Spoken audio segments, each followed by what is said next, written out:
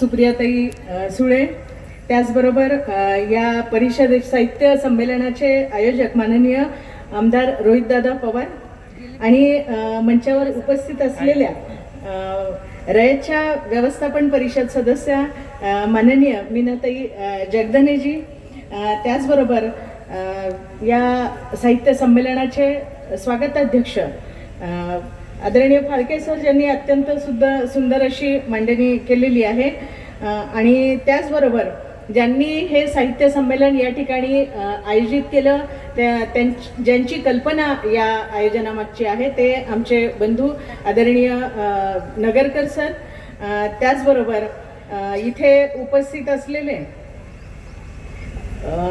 ते मला वाटतं नाही आहेत उपस्थित माननीय अशोक कडूस, माननीय उज्ज्वलाताई गायकवाड, अंबादासजी पिसाळ सर इथे उपस्थित आहेत आणि त्याचबरोबर आमचे मित्र, आमचे बंधू महाराष्ट्रातले प्रख्यात समीक्षक डॉक्टर मेहबूब सय्यद सर आणि या आयोजनामध्ये सहभागी असलेले सगळी जी रयतची टीम आहे आणि त्याचबरोबर पत्रकार बंधू भगिनींनो, सगळ्यांची नावं मी घेऊ शकत नाही, तरी सुद्धा जे कोणी यात प्रत्यक्ष अप्रत्यक्षपणे सहभागी आहेत ते सगळेच माझे बंधू भगिनींनो, स्त्रीमुक्तीची उद्गाती महाप्रजापती गौतमी, माणसानं माणसाशी माणसासारखं वागावं हे सांगणारे महाकारुणिक तथागत गौतम बुद्ध, गुलामाला गुलामीची जाणीव करून द्या म्हणजे तो बंड करून उठेल हे जगण्याचं सूत्र देणारे महामानव डॉक्टर बाबासाहेब आंबेडकर, क्रांतीज्योती सावित्रीबाई फुले, क्रांतीबा ज्योतिबा फुले, रयतेचे राजे शिवाजी, लोकराजे राजर्षी शाहू महाराज, कर्मवीर भाऊराव पाटील ज्यांनी शिक्षण देऊन हे काय परिवर्तन घडवलंय ते आपण पाहतोय, माता लक्ष्मीबाई, या सर्वांच्याच आणि परिवर्तनाच्या चळवळीला विनम्र अभिवादन करते आणि तुमच्याशी संवाद साधण्यासाठी सुरुवात करते. मला सगळ्यात आधी सांगण्यात भयंकर आनंद वाटतोय. भगिनींनो, तुम्ही इथे पहिल्या साहित्य संमेलनाच्या निमित्तानं या ठिकाणी आपण जमलेलो आहोत. तुम्ही आणि मी आपण या ठिकाणी सावित्रीबाईंच्या जयंतीच्या निमित्तानं हे पहिलं साहित्य संमेलन होतं, त्यासाठी इथे आपण जमलेलो आहोत. तुमच्या, माझ्या, आपल्या सगळ्यांच्या दृष्टीनं हा आनंद आणि अभिमानाचा क्षण आहे याची आपणाला सगळ्यांना जाणीव आहेच आहे. मी तुमचं मनपूर्वक अभिनंदन करते, मी तुमचं मनपूर्वक कौतुक करते. मला संयोजकांची पण मी ऋणांकित आहे की ज्या मातीमध्ये फेरारबाईंनी ज्ञानज्योतीची ज्योत पेटवण्याचं काम केलेलं आहे की सदाशिव गोवंडे हे ज्योतिबा फुलेंचे जे मित्र होते त्यांनी सांगितलं की वेगवेगळ्या ठिकाणी ज्या म्हणजे ज्योतिबा फुले सावित्रीबाईंसाठी चांगल्या शाळांचा शोध घेत होते, त्यावेळेला सदाशिव गोवंडे हे त्यांचे मित्र नगरचे जे होते त्या सदाशिव गोवंडेंनी ज्योतिबांना सांगितलं की सावित्रीबाईंसाठी चांगली शाळा नगरला फेरारबाईंचं मिशनरी स्कूल आहे आणि त्यामुळे त्या मिशनरी स्कूलमध्ये सावित्रीबाईंना ॲडमिशन देण्यात आलं आणि म्हणून सावित्रीबाईंनी शिक्षण घेतलं. म्हणून या नगरच्या मातीचं, त्या फेरारबाईंचं, सदाशिव गोवंडेंचं आणि नॅचरली सावित्रीबाई फुले ज्योतिबा फुल्यांचं हे ऋण व्यक्त करण्यासाठी आपल्याला इथं येण्याची संधी रयत शिक्षण संस्थेनं दिली आहे. म्हणून मी तुमचं, माझं, आपण सगळेजण आपल्या आयुष्यातला हा अत्यंत मोलाचा ऐतिहासिक क्षण आहे.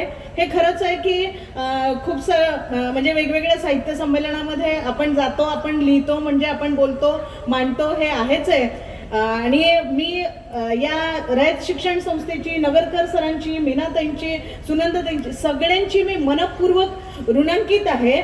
ऋणांकित यासाठी नाही की प्रतिभा हिरे नावाच्या व्यक्तीला अध्यक्षपद दिलं, यासाठी ऋणांकित नाही आहे की नाही हे साहित्य संमेलन आयोजित केलं आणि मग माझ्या भगिनींना इथं कविता वाचण्याची संधी मिळेल, काहीतरी साहित्य, यासाठी मी किंवा वैयक्तिक मला ही संधी मिळाली म्हणून मी ऋणांकित नाही आहे कि हजारों साल नरगिसें अपनी बेनूरी पे रोती है, हजारों साल नरगिसें अपनी बेनूरी पे रोती है, बड़ी मुश्किल से होता है चमन में दीदावार पैदा, बड़ी मुश्किल से होता है चमन में दीदावार पैदा. आणि ही सगळी बेनूर असलेली नरगिसची फुलं हजारो शतकांपासून या देशामध्ये, या मातीमध्ये अशीच मातीत गेली, पण त्यांच्याकडे कोणी पाहिलं नाही, त्यांच्या क्षमतांकडे कोणी पाहिलं नाही, त्यांच्या साहित्याकडे कोणी पाहिलं नाही. किंबहुना न स्त्री स्वातंत्र्य मरहती बाईनं बोलायचं नाही, बाईनं लिहायचं नाही, किंबहुना ज्या राज्यामध्ये बाई राज्य करत असेल तिथे कुणी पुरुषांनी जाऊ नये, तिथे विद्वान पुरुषांनी जाऊ नये, अशा स्वरूपाचं सगळं स्मृती श्रुतींमध्ये लिहून होतं. आणि हा सगळा जो अमानुष असा सगळा कालखंड होता, अमानुष पद्धतीचे रूल्स आणि रेग्युलेशन्स तुमच्या माझ्यावर हजारो शतकं लादलेले होते. आणि त्या सगळ्या शतकांनी तुमच्या माझ्यावर जी गुलामी लादलेली होती ते जुगारून टाकण्याचं काम सावित्रीबाई फुले नावाच्या युगस्त्रीनं केलेलं आहे, तुमच्या माझ्या क्रांती नायिकेनं केलेलं आहे. आणि आता सुप्रियाताईंनी पण सांगितलं, त्या नसत्या तर आपण इथे नसतो. राहुल दादा पण म्हणाले सावित्रीबाई नसत्या तर आपण इथे नसतो. तर ती सावित्री सत्यवानाची नव्हे. तुम्हाला श्रद्धा असेल, आदर असेल, मला त्याची जाणीव आहे, त्या श्रद्धेचा मी आदर करते, पण सत्यवानाची सावित्री नव्हे जिने आपल्या पतीचे प्राण वाचवले. हजारो स्त्री पुरुष ज्यांना मुर्द्यासारखं जगण्यासाठी भाग पाडलेलं होतं, ज्यांना अभिव्यक्तीचं स्वातंत्र्य, त्यांना जगण्याचं स्वातंत्र्य, मूलभूत गरजा पूर्ण करण्याचं स्वातंत्र्य, अन्न वस्त्र निवारा हे आपण मूलभूत गरजा म्हणतो. चांगलं अन्न घालायचं नाही, चांगलं अन्न घ्यायचं नाही, चांगले वस्त्र लिहायचे नाही, चांगल्या घरामध्ये राहायचं नाही, तुम्हाला पाणी सुद्धा मिळणार नाही. तर अशा स्वरूपाची जी गुलामीची सगळी यंत्रणा होती ती यंत्रणा जुगारून लावली. तर सत्यवानाची सावित्री नाही, एखाद्या स्वतः परत आणणारी नव्हे, हजारो जे तुमच्या वंचित या अर्थानं की स्त्री ही शूद्रातिशूद्र आहे. ज्योतिबा फुले काय म्हणतात की शूद्र आहेत, चातुर्वर्ण्यांच्या रचनामध्ये शूद्र आहेत, पण बाईचा वर्ण कोणता ही सिस्टम सांगत नाही.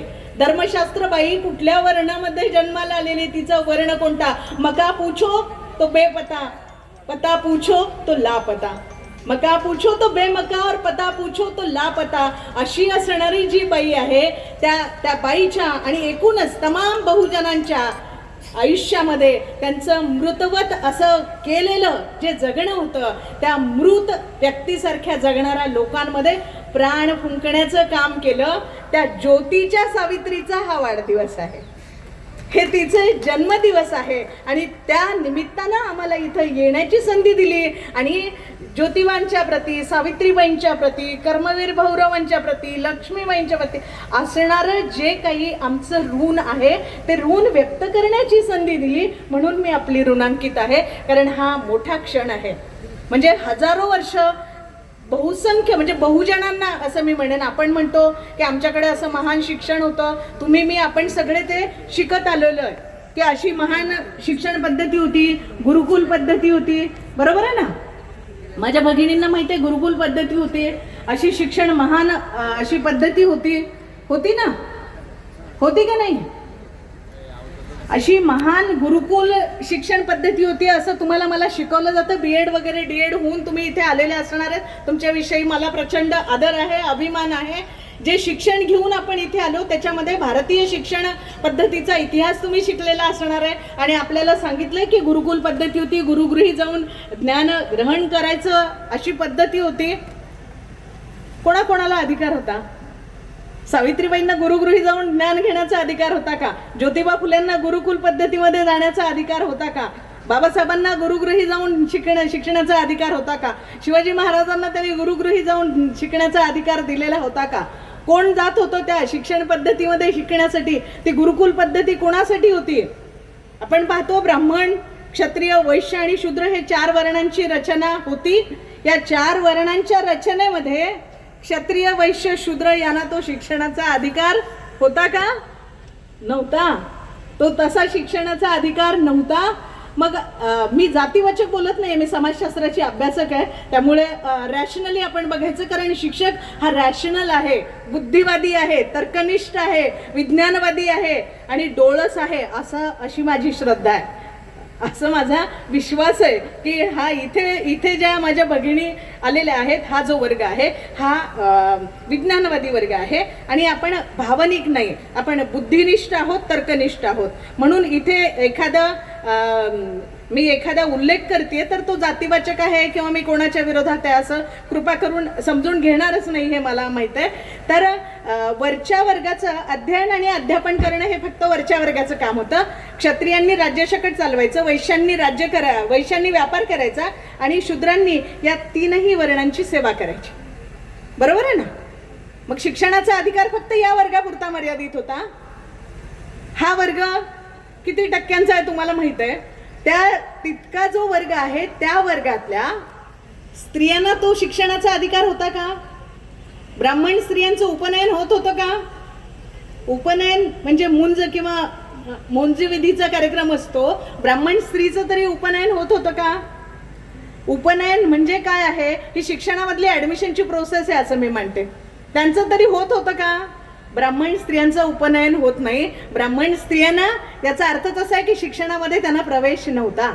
म्हणजे त्या वर्णामधले ते वरचा जो वर्ण आहे त्यामधल्या फक्त पुरुषांची ती शिक्षण पद्धती होती आणि त्या शिक्षण पद्धतीला आपण म्हणतो की ही भारतीय शिक्षण पद्धती होती. मला असं वाटतं आपण ज्योतिबांच्या सत्यशोधक मार्गाने जाणारे जर लोक असू, आपण सावित्रीनं जे शिक्षण दिलं त्या पद्धतीनं जर आपण जगणारे लोक असू, तर आपण जे आजपर्यंत तुमच्या माझ्या डोक्यावर ही भारतीय शिक्षण पद्धती म्हणून थोपली आहे ती खरंच भारतातल्या तमाम बहुजनांची, स्त्रियांची, शूद्राती-शूद्रांची शिक्षण पद्धती होती का? हा प्रश्न आज तरी या शिक्षकांनी विचारला पाहिजे. शिक्षकाचं काम आहे प्रश्न विचारणं, प्रश्न उपस्थित करणं आणि उत्तरं सुद्धा देणं हे शिक्षकांचं काम आहे. तर माझ्या महिला भगिनींचं मी खूप मनपूर्वक अभिनंदन करते.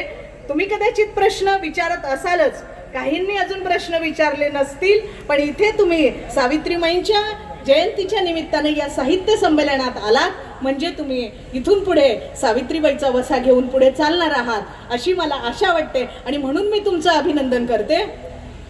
तुमचं अभिनंदन यासाठी की हे पहिलं महिला साहित्य संमेलन आहे, पहिलं स्त्री शिक्षिका साहित्य संमेलन आहे. तुम्ही स्त्रिया म्हणून इथे आलात म्हणून तुमचं अभिनंदन आहे. त्याहून अधिक अभिनंदन तुम्ही स्त्री शिक्षिका म्हणून आलेला आहात म्हणून तुमचं मी अभिनंदन करते. कारण शिक्षक काय आणि महिला काय हे परम आदरणीय रूप आहेत आपल्या संस्कृतीमध्ये. आपण प्रचंड आदर देणारे असे ते एक म्हणजे अशा पद्धतीचं व्यक्तिमत्व आहे, अशा पद्धतीची पद आहेत आणि म्हणून तुमचं मी अभिनंदन करते की तुम्ही स्त्री पण आहात आणि शिक्षिका पण आहात आणि लेखिका पण आहात. राजा प्रसेनजीत जे होते कौशल देशाचे राजे, ते एकदा तथागतांना भेटण्यासाठी गेले, म्हणजे गौतम बुद्धांना भेटण्यासाठी गेलेले होते आणि त्यावेळेला त्यांचा दूत आला आणि दूतानं एक वार्ता राजाला सांगितली की राणी मल्लिका प्रसूत झालेली आहे आणि कन्यारत्न प्राप्त झाले. तथागतांशी राजा प्रसेनजीत चर्चा करतायत आणि त्यांना असं सांगितलं की कन्यारत्न झाले मल्लिकेला. तर राजा खट्टू झाला. राजाच्या चेहऱ्यावर ते भाव आले की अरे मुलगी झाली का? आपल्याला माहिती आहे मुलगी होण्याचा आनंद किती आपल्या भारतीय संस्कृतीमध्ये. तर राजा प्रसेनजिताच्या चेहऱ्यावर सुद्धा ते भाव उमटले की अरे कन्यारत्न. आणि तथागतांनी ते ताडलं. त्यांच्या लक्षात आलं की राजा नाराज झालेला आहे, राजा निराश झालेला आहे. तथागत काय म्हणाले ते मला तुम्हाला सांगायचं आहे कारण हे सगळं तुमच्या माझ्या संदर्भात आहेत. तथागत म्हणाले, हे राजा, कन्या म्हणजे दुहिता, कन्या म्हणजे दुहिता, कन्या म्हणजे कल्याणी आहे. माहेर आणि सासर दोन्ही कुळांचा, ती त्या दोन्ही कुळांचं कल्याण करते, दोन्ही कुळांचं हित करते म्हणून कन्या ही दुहिता आहे. आणि ह्या इथे सगळ्या माझ्या दुहिता या ठिकाणी आहेत म्हणून तुमचं अभिनंदन. आणखी अभिनंदन असं की असं म्हणलं जातं की 100 शिक्षकांपेक्षा एक आई ही अधिक महान आहे. बरोबर आहे? 100 शिक्षकांपेक्षा एक आई अधिक महान आहे. तुम्ही दुहिता आहात आणि तुम्ही माता आहात आणि तुम्ही शिक्षिका आहात.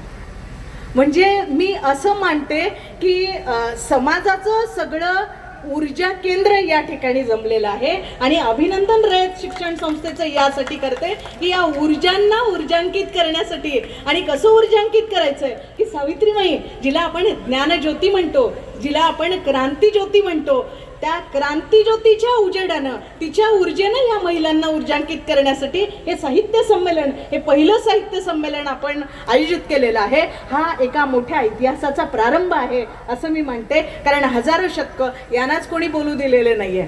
म्हणजे बाईनं आत्ताच सुप्रियाताईंनी बोलताना सांगितलं की नाही वर तू सोफ्यावर बसायचं नाही, तू खाली बैस. किंवा जे पण काही महत्त्वाचे निर्णय होतात घरामध्ये त्या निर्णयामध्ये कुटुंबातली जी आई नावाचा जो प्राणी असतो तिला म्हणतात तू थांब मध्ये, तुला काय कळतं, आम्ही निर्णय घेतो. इथे कदाचित होत नसेल, पण मी बऱ्याच कुटुंबामध्ये समाजशास्त्राची प्राध्यापक म्हणून पाहते, निर्णय प्रक्रियेमध्ये आई नावाच्या प्राण्याला येऊ दिलं जात नाही. लेकराला काय बोलायचं, कसं बोलायचं, जेवताना तोंडात पाची बोटं कशी घालायची याचा संस्कार करणारी ती आई. मी असं म्हणते की तुम्ही आई आहात म्हणून मी तुमचं पारंपरिक पद्धतीनं तुमचं मी अभिनंदन करत नाही, त्याचं काही कौतुक नाही, नॅचरल प्रोसेस आहे. पण ही इथे आलेली आई केवळ आई नाही, ही शिक्षिका आहे, ही लेखिका आहे. आणि डॉक्टर यशवंत मनोहर असं म्हणतात की आई म्हणजे संस्कार शाळा आहे. तुमचं अभिनंदन यासाठी मी असं म्हणेन, माझ्या भगिनींनो, दुहितांनो, शिक्षकांनो, लेखिकांनो, नव्हे संस्कार शाळांनो, इथे साक्षात संस्कार शाळांना आपण आमंत्रित केलंय. आणि ही मोठी घटना आहे, कारण या एखाद्या विद्यार्थ्याला शिकवणार नाहीत, या पिढ्यानपिढ्यांवर संस्कार करणाऱ्या संस्कार शाळा इथे आलेल्या आहेत. आणि तुमचं अभिनंदन, तुमचं कौतुक, यासाठी कौतुक की काय झालंय भगिनींनो, की हजारो वर्षांपासून आपला सिलेबस चुकलेला आहे. सिलेबस घडवणारे, ज्यांनी सिलेबस घडवायचा त्यांना तिथे जाऊ दिलं जात नाही, आणि ज्यांना काय सिलेबस द्यायचा, ग्राउंड लेवलला काय दिलं पाहिजे हे कळत नाही, असे व्यापारी businessman syllabus ठरवतायत, Kumar Mangalam syllabus ठरवतायत, की माहिती नाही या लोकांना काय द्यायचंय. ज्यांना आपलं जगणं कळत नाही, ज्यांना माती कळत नाही, ज्यांना माणसं कळत नाही, ज्यांना देश कळत नाही, असे व्यापारी आता शिक्षणाचं धोरण ठरवायला लागले. आणि त्याच्यामुळे तुमची माझी काय माती होणार आहे. मी या ठिकाणी यासाठी आलेली आहे की आता रोहितदादांनी पण नवीन शैक्षणिक धोरणाचा उल्लेख केला की तुम्ही मी सगळे त्या वावटळीत वाहून जाणारे लोक आहोत. आणि म्हणून मला वाटलं मी तुमच्यापाशी येऊन बोललं पाहिजे की तुमचं माझं काय होणार आहे, या देशाचं काय होणार आहे, या शिक्षणाचं काय होणार आहे, आणि या पिढीचं काय होणार आहे. आणि त्याचं तर होईल. रोहितदादांनी बोलताना एक उल्लेख केला की 50% लोक फक्त रोजगारक्षम झालेत. शिक्षण घेऊन रोजगारक्षम होणारा वर्ग किती? ओनली 50%. आणि भगिनींनो, या 50% मध्ये तुमचा माझा अंतर्भाव आहे का? एक स्त्री म्हणून या रोजगारक्षम लोकांमध्ये किती बायकांचा, किती % अंतर्भाव आहे? हा खूपच गंभीर प्रश्न आहे. हा विचारण्याची गरज आहे, हा आपण समजून घेण्याची गरज आहे. खूप सगळ्या म्हणजे ज्यांनी इथे मांडणी केली त्यामध्ये बोलताना हा उल्लेख आला की सावित्रीबाईंच्या अंगावर शेणगोळे फेकले. तुम्हाला माहित आहे, आपल्याला माहित आहे, सगळ्यांना माहित आहे, शेणगोळे फेकले हे प्रत्येक शिक्षकाला माहित आहे. आणि आपण वर्गामध्ये सुद्धा जर सावित्रीबाईंविषयी बोलायचं असेल तर सांगतो की त्यांच्या अंगावर शेणगोळे फेकले. मला तुमच्याकडनं ही अपेक्षा नाहीये. एक शिक्षकी पेशामध्ये मी तुमच्या आधी जन्माला आली असेल म्हणून, बाकी काही अधिकाराचा भाग नाही, पण आपण एकाच क्षेत्रात काम करतो. तुम्ही पण शिक्षक आहात, मी पण शिक्षकच पेशामध्ये काम करते. की शेणगोळे फेकले, आपण हजारो वर्ष आपल्या विद्यार्थ्यांना हे शिकवत राहणार आहे का फक्त की शेणगोळे फेकले, उष्ट खरकटं फेकलं? प्रश्न असा आहे की तुम्हाला हा प्रश्न पडतोय का की सावित्रीबाईंच्याच अंगावर शेणगोळे का फेकले? का सावित्रीबाईंच्याच अंगावर शेणगोळे फेकले? त्यांच्या अंगावर उष्ट खरकट का टाकलं? ज्योतिबांनाच मारेकरी का पाठवले? त्या काळात 1000 रुपयाची सुपारी दिली होती म्हणे. आता जे अर्थतज्ञ असतील ते विचार करतील की त्या काळात 1000 रुपये म्हणजे काय होतं, काय मूल्य आहे त्या पैशाला. आणि 1000 रुपये ज्योतिबांना मारण्यासाठी जर मारेकरी पाठवले जात असतील तर हा प्रश्न आपल्याला पडायला पाहिजे की वाय ज्योतिबांनाच मारेकरी का? सावित्रीबाईंच्या अंगावरच शेण. म्हणजे मी इथे आले ना, मला प्रचंड आनंद झाला. मी इथे मंचावर बसलेत, मला खूप आनंद झाला. इथून तुम्ही मला सगळ्या दिसतात. मी असं मध्ये एंट्री करण्यापासून ते इथंपर्यंत आणि मी तुमच्याकडे पाहते आणि मला माझं अंतःकरण भरून आलंय. मी खरंच खूप खुश आहे. आणि यशवंत मनोहर एकदा म्हणाले होते की जगामध्ये जे असंख्य प्रश्न आहेत त्या प्रश्नांची सोडवणूक जर करायची असेल ना, तर आईच्या डोळ्यांनी जर जगाकडे पाहिलं, सगळ्या प्रश्नांची सोडवणूक होईल. आणि इथे ह्या माता बसलेल्या आहेत आणि मी तुमच्याकडे आईच्या डोळ्यानं पाहते आहे आणि तेव्हा मला खूप आनंद वाटला. मी सावित्रीबाईंच्या डोळ्यांनी तुमच्याकडे पाहते, मला खूप आनंद वाटतोय. पण हा प्रश्न मला तुम्हाला विचारायचा, म्हणजे तुम्ही आलात, मला खूप आनंद वाटला. सगळ्या माझ्या भगिनी उत्कृष्ट पद्धतीच्या वेशभूषेमध्ये आहेत. सगळ्यांच्या अंगावर खूप चांगल्या पद्धतीच्या कॉस्टली साड्या आहेत. माझं त्याच्यात ज्ञान कमी आहे, पण चांगल्या भरजरी साड्या माझ्या सगळ्या बहिणींच्या अंगावर आहेत. नव्हे इथे ज्या सावित्रीच्या लेकी नवीन पिढी जी उभी होती ना की पुरस्कार देण्यासाठी किंवा एकूणच सगळं ज्या पद्धतीनं, त्या पण मुलींच्या अंगावर इतकी छान वस्त्र होती आणि ती पाहिली तेव्हा सावित्रीची पुन्हा अधिक आठवण आली की ती सावित्री शाळेमध्ये जायची ना, तर म्हणजे आता जनरली काय होतं की तुम्हाला कदाचित वाटणार नाही, पण तुमच्या अंगावर जी साडी आहे, मला काय भारी साडी आहे असं म्हणतात की बायकांची नजर दुसऱ्या बाईच्या साडीवरच असते. ती दंतकथा असेल, मला तसं काही वाटत नाही. कारण आपण सुप्रियाताईंनी इथे बोलताना सांगितलं की कोणी किती पण काही परिचय दिला तर तो मॅटर करत नाही, ते महत्त्वाचं नाही. सावित्रीबाई सुद्धा म्हणाल्या की एखादा गरीब किंवा खालच्या कुळात जन्माला आलेला माणूस असेल, त्याचं कुळ काय ते मॅटर करत नाही, त्याचं ज्ञान काय आहे हे मॅटर करतं. आणि सुप्रियाताईंनी पण तेच बोलताना सांगितलं की आमची चर्चा झाली, बरीच चर्चा झाली, पण त्यांनी डिग्री जे सांगितली ना ती माझ्या दृष्टीनं महत्त्वाची आहे, बुद्धी माझ्या दृष्टीनं महत्त्वाची आहे. त्यामुळे ती दंतकथा आहे की बायका साड्यांच्या विषयी चर्चा करतात हे मला सांगितलं पाहिजे. पण असं होतं की बाबा ही किती छान साडी आहे किंवा तुम्हाला माझ्याविषयी वाटत असेल की चांगलं आहे, पण त्या वेळेला मला असं वाटतं की ती माय सावित्री जी आहे ती वर्गामध्ये शिकवण्यासाठी जायचं आहे. तर असं तुमच्या माझ्यासारखं नाही की त्या बाईची साडी खूप छान आहे, मला तशीच साडी पाहिजे बरं का शेठजी, म्हणजे ज्योतिबांना त्या शेठजी म्हणायच्या, म्हणून असं काही सावित्रीबाईंनी आग्रह केला असेल की त्या शेजारच्या बाईची साडी आहे ना तिच्यासारखी साडी मला पाहिजे म्हणून दुसरं लुगडं मला आणून द्या, असं सावित्रीबाई म्हणल्या असतील का? सावित्रीबाईंनी ज्योतिबांकडे दुसऱ्या लुगड्याचा आग्रह केला. आणि का केला की त्या जेव्हा निघतात त्यांच्या घरापासून शाळेमध्ये जायला तर रस्त्यावर लोक शेणगोळे फेकतायत, उष्ट खरकट्या टाकतायत, घाण टाकतायत, आणि असं खरकट्यानं भरलेलं लुगडं घेऊन वर्गात शिकवण्यासाठी कसं जायचं, म्हणून सावित्रीबाईंनी ज्योतिबांच्याकडे दुसरं लुगडं मागितलं. तिनं तुमच्या माझ्या वाटेचे शेणगोळे घेतलेत बघा, तुमच्या माझ्या वाटेची घाण तिनं अंगावर घेतली आहे, तुमच्या माझ्या वाटेच्या शिव्या तिनं घेतल्या आहेत. तिला धर्मबुडवी असं म्हणत होते, तिला ख्रिस्ताव असं म्हणायचे, धर्मबाह्य पाप करते, धर्मबाह्य कृत्य पाप करते, पापीन आहे, अशा सगळ्या शिव्या. तुमच्या माझ्या वाटेचं सगळं जे काय आहे ते तिनं सहन केलं ना, म्हणून तुम्ही भरजरी साड्यांमध्ये दिसतायत. आणि मला सावित्रीबाईंची आठवण येते की हे प्रत्येक स्त्रीला, प्रत्येक स्त्री शिक्षिकेला हे सतत लक्षात राहिलं पाहिजे. इथंपर्यंत येणं, चांगली वेशभूषा करणं हे तसं सोपं नाही. त्यासाठी सावित्रीबाईंनी, ज्योतिबांनी, कर्मवीर भाऊराव पाटलांनी की माता लक्ष्मींनी काय केलंय, कॅलिगरी टॉवर नावाचा एक टॉवर आहे जगामध्ये, 66% टॉवर जमिनीमध्ये तो गाडून घेतलेलं आहे आणि बाकीचा फक्त थोडासा भाग वरती दिसतो. तसं तुमच्या माझ्या वाटेचं दुःख, छळ, अन्याय, शिव्या, घाण ही सावित्रीबाईंनी सगळी झेलून घेतली ना, आणि म्हणून आपण अशा चांगल्या पद्धतीनं वेशभूषा, केशभूषा, आपण सुखामध्ये, दागदागिन्यामध्ये लगडलेल्या दिसतो. हे सगळं श्रेय त्या सावित्रीबाई फुल्यांचं आहे आणि त्याचं विस्मरण आपल्याला होऊ देता कामा नये. आता मी समजा हे बोलते किंवा सगळेच जण जो आपण उल्लेख केला की शेण खरकट त्यांच्या अंगावर का टाकलं, तर हे जे चातुर्वर्णीची रचना आहे, या चातुर्वर्णीच्या रचनेमध्ये प्रत्येक वर्ण जो आहे त्याला त्याचं काम सोपवलेलं होतं की ब्राह्मणांनी अध्ययन आणि अध्यापन करायचंय, क्षत्रियांनी राज्य चालवायचं, वैश्यांनी व्यापार करायचा आणि शूद्रांनी या तीनही वर्णांची सेवा करायची आहे. याला आपद्धर्म असं म्हणलं जातं. आपण सोप्या भाषेत जर बोलायचं म्हटलं तर ही अर्थव्यवस्था होती. आणि शूद्रांनी, ज्योतिराव फुले म्हणजे शूद्रांनी काय करायचं, तीनही वर्णांची सेवा करायची आहे. फुले काय करतायत, शाळा काढली, पहिली शाळा काढली. आताच्या सारखं सोपं आहे का ते शाळा काढणं? त्या सिस्टमच्या विरोधात उभं राहण्याचं काम आहे. म्हणजे आपण जनरली सगळेच जण, विशेषतः तुम्ही सुद्धा बोलताना आपण हे म्हणत असू की सावित्रीबाई फुले, क्रांतिबा ज्योतिबा फुले हे महान समाज सुधारक होऊन गेले. समाज सुधारक आहेत की नाही? आपण सगळे असं म्हणतो. समाजशास्त्राचे अभ्यासक म्हणून त्यांना समाज सुधारक म्हणण्याला माझा पूर्ण विरोध आहे. मी त्याच्या विरोधात आहे.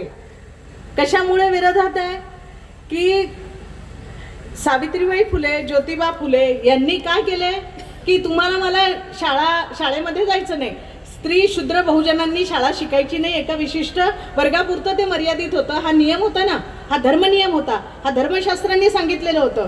ज्योतिबा फुलेंनी पहिली शाळा काढली आहे. म्हणजे काय केलंय, सुधारणा केली का नुसती सुधारणा नाहीये, नुसती सुधारणा नाहीये.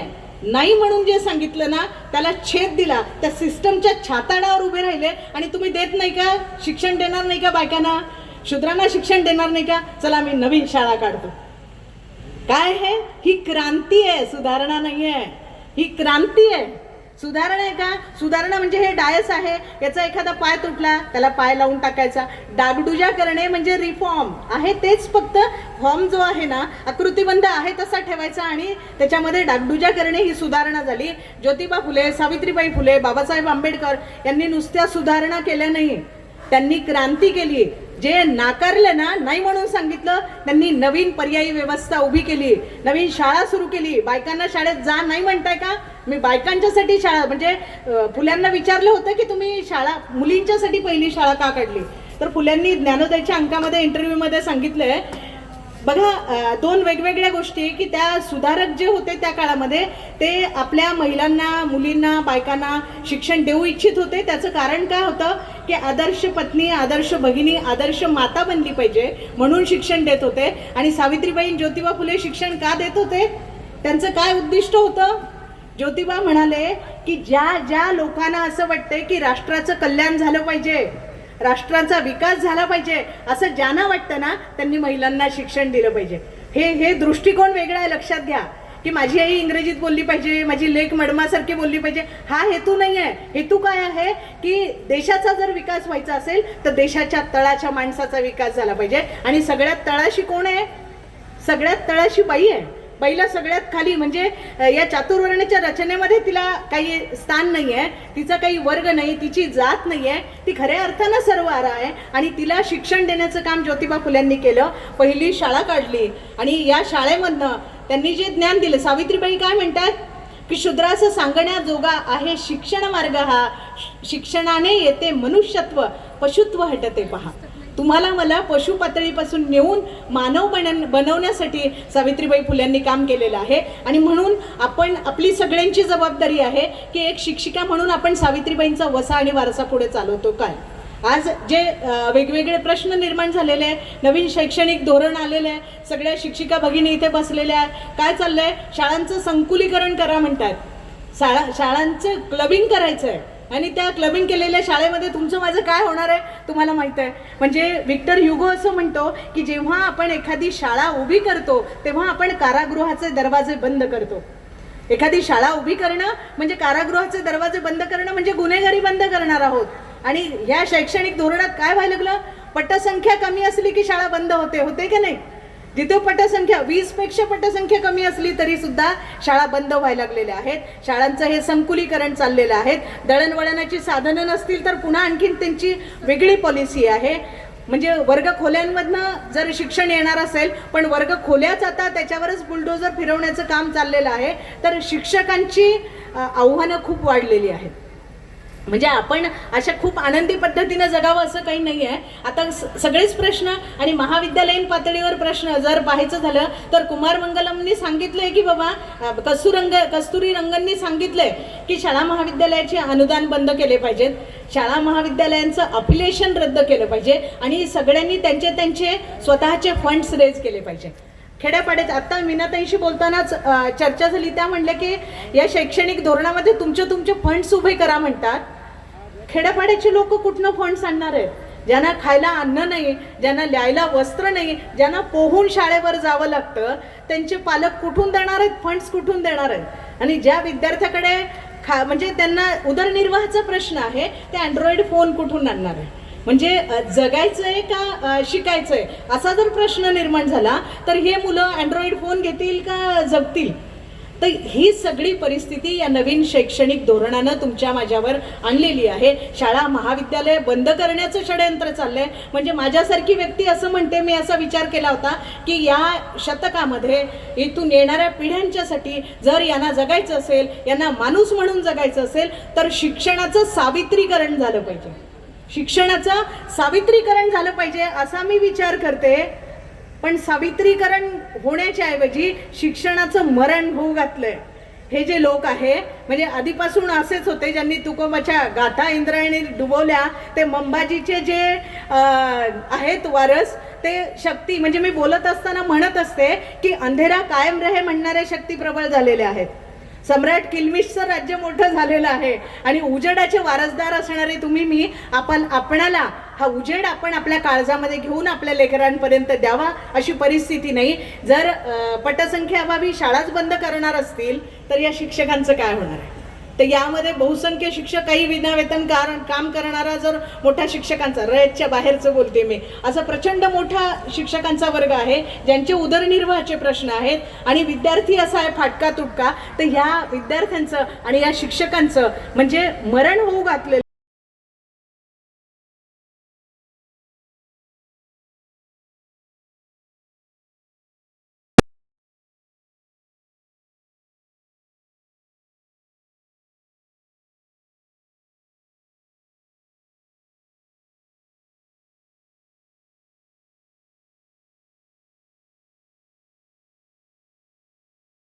सावित्रीबाईंच्या संदर्भात बोलताना रोहित दादांनी पण सांगितलं, मी असं आपण सगळेच जण जाणतो सावित्री म्हणजे सावित्रीबाईंकडे खूप गोष्टींचं अद्यत्व जातं. पहिली शिक्षिका आहे, पहिली प्रशिक्षित शिक्षिका आहे, पहिली पत्र संपादिका आहे, ज्योतिबांच्या निबंधांचं त्यांनी संपादन केलेलं आहे आणि त्याचबरोबर रात्रशाळेची जननी आहे, प्रौढशाळेची जननी, पहिली शाहिरा आहे आणि पहिली म्हणजे त्या काळातली आधुनिक काळातली पहिली कवयित्री आहे.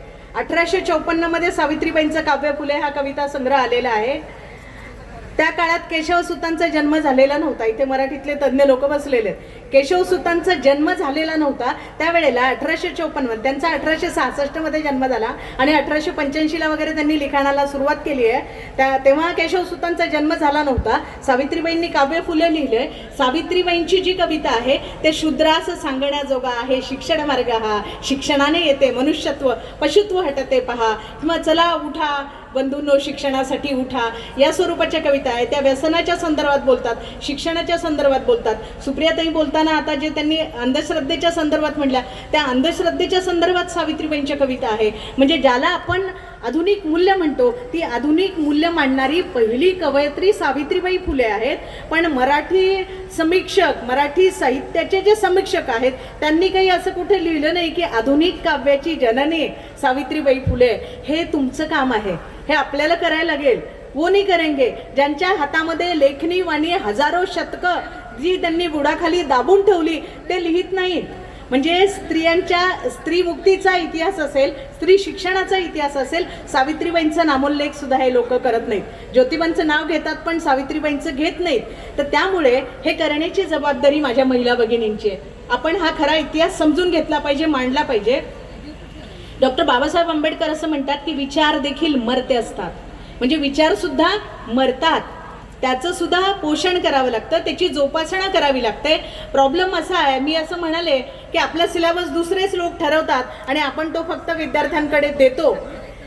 शिक्षिका म्हणून आपली जबाबदारी आहे, आपला इतिहास आपण समजून घेतला पाहिजे. आणि नुसता इतिहास समजून घ्यायचा नाही, बाई ही इतिहास निर्माती आहे, बाई ही सृष्ट आहे. आपण मुलाला जन्म देत नाही, आपण पिढ्यांना जन्म देतो, पिढ्यांना संस्कार देतो. म्हणून ही संस्कार शाळा दुरुस्त असली पाहिजे.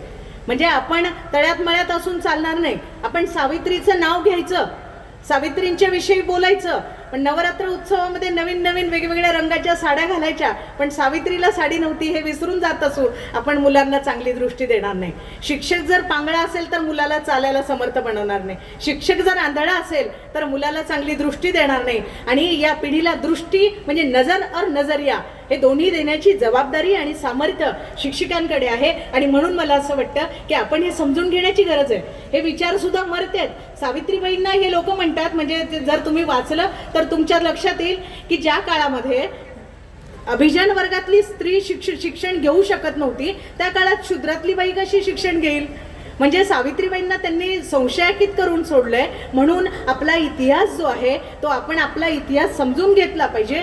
आपण इतिहास रचतो तो लिहून सुद्धा ठेवण्याचं काम आहे आणि लिहून ठेवण्याचं काम माझ्या मायभगिनींचं आहे. तुमचं हे काम आहे. हजारो वर्ष तुम्हाला मला शिक्षण घ्यायलाच नाकारलेलं होतं आणि नॅचरली तुम्हाला मला लिहायला बोलायला नाकारलेलं होतं. बाईनं बोलायचं नाही. म्हणजे चांगली आदर्श बाई कोणती, जी काहीच बोलत नाही, जी शांत बोत म्हणजे देवासारखं गप्प बसून राहा. मुलांना शिकवतो ना आपण चांगला, तू किती गोड मुलगा आहे, म्हणजे हातावर घडीन तोंडावर बोट, म्हणजे आदर्श मुलगा. आणि मुलींना चांगली बाई कोणती, तोंडातनं उद्गार सुद्धा काढत नाही. चांगली बाई कोणती, जी हळूच चालते, हळूच बोलते, नाजूक हसते, नाजूक रडते, ओरडताना आवाज येत नाही, रडली तरी आवाज येत नाही.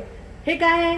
हे अशा पद्धतीचं तुमच्या माझ्यावर संस्कार झाला की हळूच बोललं पाहिजे, नाजूक बोलायचं, नाजूक चालायचं. इसी वजह से तो प्रॉब्लेम है. हे असं नाजूक नाजूक बोलणं, नाजूक चालणं, कोणी आपल्याला हाणलं मारलं काही जरी केलं, तोंडातून ओरडायचा सुद्धा आवाज येऊ देत नाही. ही अशी ही संस्कृती आहे. हिला महान संस्कृती म्हणायचं का? हे गुण आहे असं मला वाटत नाही, अवगुण आहे. त्याच्यामुळे बायकांवर सगळीकडे अन्याय अत्याचार व्हायला लागले. हे आपण पाहतो. हाथरसची घटना असेल, लखीमपूरची घटना असेल, वेगवेगळ्या ठिकाणी. तर जे चुकीचं आहे त्याविषयी बोललं पाहिजे, जे चुकीचं आहे त्याच्या विरोधात उभं राहिलं पाहिजे. स्टँड घेणं गरजेचं आहे. आणि बायकांना कसं आहे की गृहीत धरलं जातं, तिनं काही बोलायचं नाही, जी बोलत नाही ती आदर्श बाई आहे. पण मी सांगेन की सावित्रीबाईंनी हे आपल्याला सांगितलं नाही. सावित्रीबाई म्हणजे क्रांती नायिका आहे, ती महानायिका आहे, ती आपली सांस्कृतिक माता आहे. त्यावेळेला कोणीच बोलत नव्हतं. त्यावेळेला सावित्री काय करत होती? 17 वर्षाची सावित्री आहे. वाड्या वस्त्या तांड्यावर पाड्यावर वस्त्यांवर जात होते झपाटल्यासारखे. 20 शाळा काढल्या सावित्रीबाई आणि ज्योतिबा फुल्यांनी. त्या काळामध्ये 20 शाळा काढल्या. आणि त्या शाळेच्या विषयी सांगण्यासाठी सावित्रीबाई जायच्या. काय करायच्या? गावाच्या चावडीमध्ये वगैरे जायच्या आणि आधी ज्योतिबांची स्वतःची कवनं, गीतं स्वतःची शिक्षणाच्या संदर्भात सादर करायच्या. शाहिरा म्हणून उभी राहत होती, ती गीतं सादर करायची. आणि मग ते ऐकायला आले लोक, डफाचा आवाज ऐकून आले की मग त्यांना स्वतःच भाषण करायची की शिक्षण कसं गरजेचं आहे, शिक्षण का घेतलं पाहिजे. आणि मग ज्योतिबा फुलेंची तर व्याख्याच आहे की एवढे सारे अनर्थ एका अविद्येनं केले. हे अविद्येनं केले हे अनर्थ, हे सावित्रीबाईंना कळाले. सावित्रीबाई ते सांगत होत्या, म्हणजे स्वतः शाहिरी करायच्या, स्वतःच प्रबोधन करायचा. आणि शाळेत गेलं की शिक्षिका म्हणून तीच सावित्री. हे असं मल्टीफंक्शनल, बाई अशी मल्टीफंक्शनल असते. म्हणजे मुलींना विचारलं ना तुमची आवडती हिरोईन कोण, मुली काय सांगतात? करिश्मा, करीना, कॅटरीना. आपल्या मुलींना हा प्रश्न विचारा आणि त्यांना दुरुस्त करा की आज कॅटरीना कैफ आहे ना, उद्या आपल्या शेजारी येऊन बसली, तुमच्या माझ्या आजीसारखीच दिसेल, ओळखायला येणार नाही. सावित्रीबाई जी आहे, राजमाता जिजाऊ जी आहे, या ज्या आहेत या तुमच्या माझ्या शतकानुशतकीच्या नायिका आहेत, या महानायिका आहेत, या चिरतरुण आहेत, या माता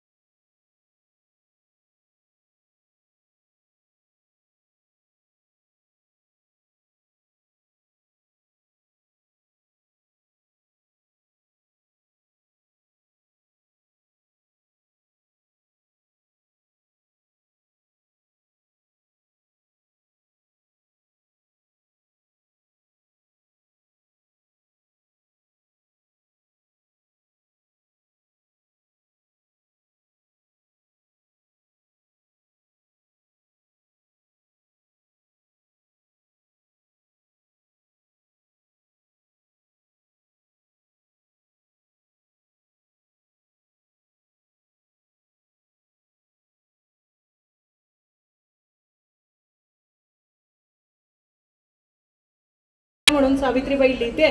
पुरुषांच्या विरोधात असण्याचं काही कारण नाही. हा स्त्री पुरुषांनी सोबत चालण्याचा मार्ग आहे कि मुमकिन है सफर हो आसा, साथ चल कर देखे, कुछ तुम भी बदल कर देखो, कुछ हम भी बदल कर देखे, कुछ तुम भी बदल कर देखो, कुछ हम भी बदल कर देखे. ही एक स्त्री पुरुष समतेचा सिलेबस आहे, मानवतेचा सिलेबस आहे, सामाजिक कल्याणाचा सिलेबस आहे. तो सावित्रीबाईंनी दिला. तो आपण सगळ्यांनी सुद्धा आपल्या काळजावर गोंधून घेतला पाहिजे. आपल्या लेकीबाळींना सांगितलं पाहिजे. दिसायला देखणं असून काही उपयोगाचं नाही, अंतरंग देखणं झालं पाहिजे आणि ते अंतरंग विचारांमधून देखणं होईल. मी तुम्हाला म्हणते की तुम्ही लिहिलं पाहिजे, तुम्ही खरं बोललं पाहिजे, तुम्ही क्रांतिकारक झालं पाहिजे. समतेचा विचार मांडा, मानवतेचा विचार मांडा. आजच्या काळात शक्य आहे का? तुम्हाला वाटेल काही पण सांगायला लागल्या.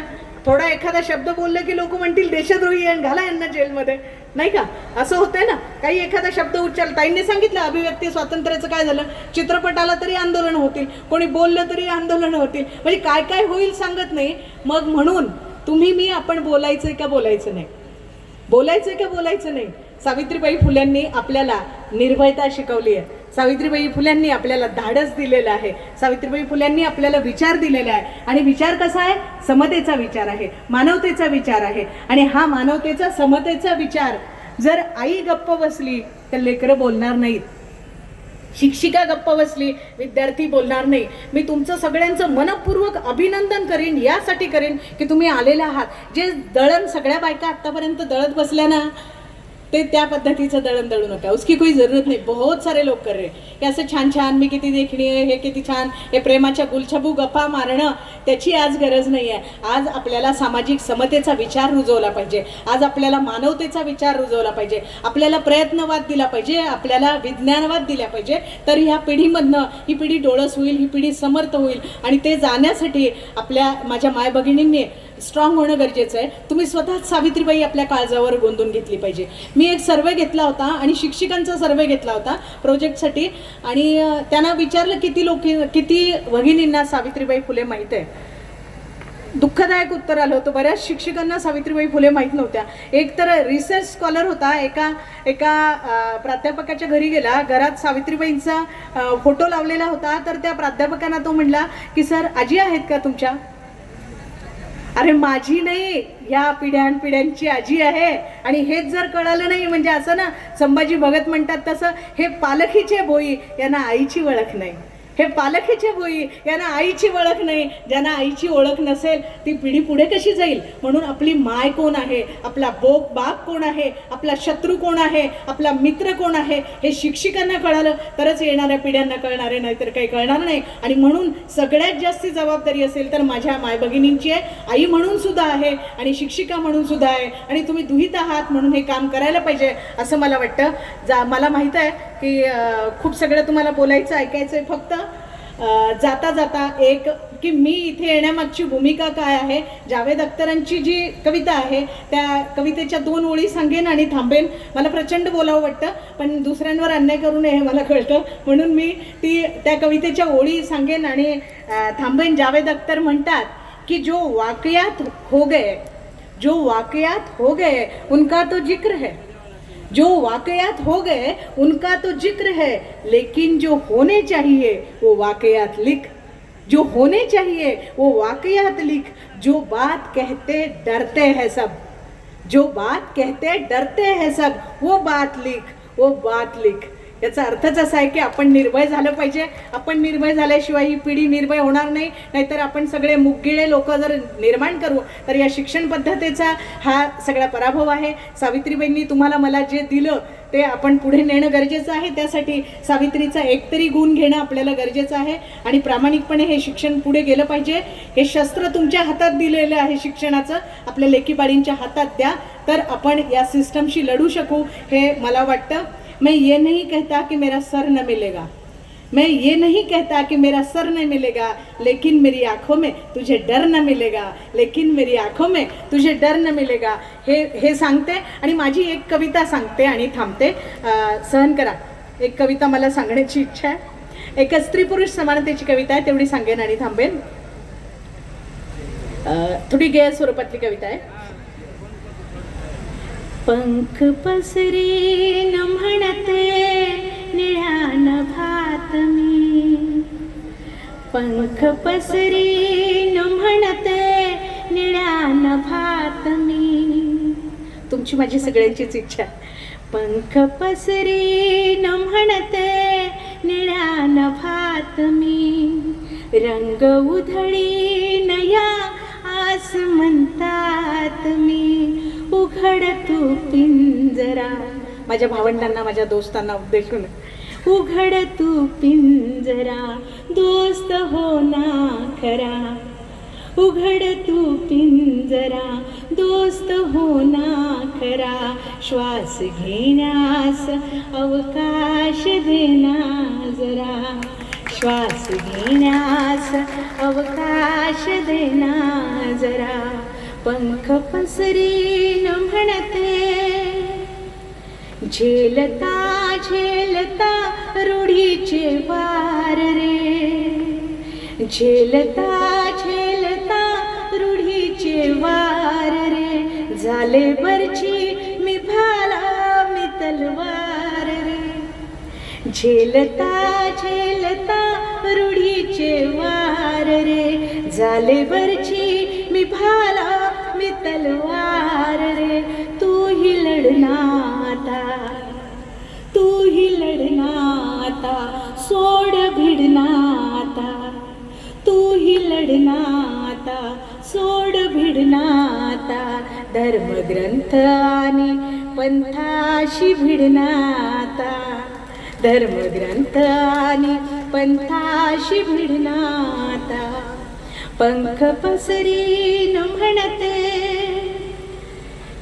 गुलामीशी मी माझ्या लढते आता.